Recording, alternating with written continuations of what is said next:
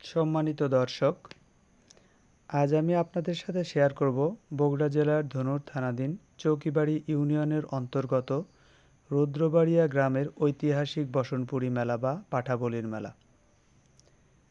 আমি প্রথমে আমার গাড়িটা পার্কিং করলাম, দেখতেই পাচ্ছেন। আর দেরি না করে চলুন জেনে আসি সেই মেলার ইতিহাস এবং ঘুরে দেখব মেলাটি। এই মেলাটি মূলত ট্যাংরাখালী দয়ের পাশে রুদ্রবাড়িয়া গ্রামে শীতলী পূজা উপলক্ষে বসে থাকে। মূলত এই মেলাটি ধান কাটার পর বৈশাখের শেষ বৃহস্পতিবার কিংবা রবিবারে হয়ে থাকে। মেলাটি হিন্দু সম্প্রদায়ের যদিও তথাপি আশেপাশের ২-৪-১০ গ্রামের মুসলমানদের মাঝেও এই মেলার আনন্দ এবং আমেজ বিরাজ করে।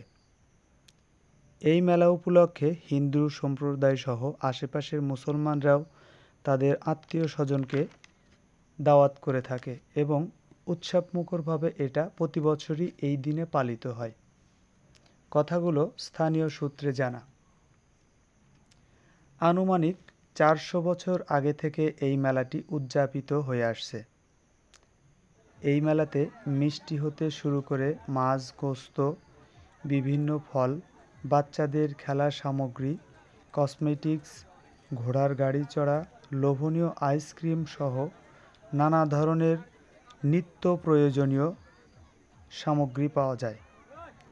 তাছাড়া এখানে রয়েছে বাচ্চাদের অতি পছন্দের রং বেরঙের সুন্দর দেখতে ঘুড়ি। এই মেলাটি ঈদের আনন্দের মতো করেই স্থানীয় লোকজন উপভোগ করে আসছে। এই মেলাটি মূলত হিন্দু সম্প্রদায়ের মধ্যে জেলেদের মাঝে শীল বংশের লোকেরা পাঁঠাবলির মাধ্যমে উদযাপিত করে থাকে। উৎসবমুখর এই মেলা দেখে অনেক ভালো লাগলো। আর কথা না বাড়িয়ে আজ এ পর্যন্তই। আপনাদের সাথে হাজির হব অন্য কোনো দিন আরও কোনো এক ভিডিও নিয়ে। সবার উদ্দেশ্যে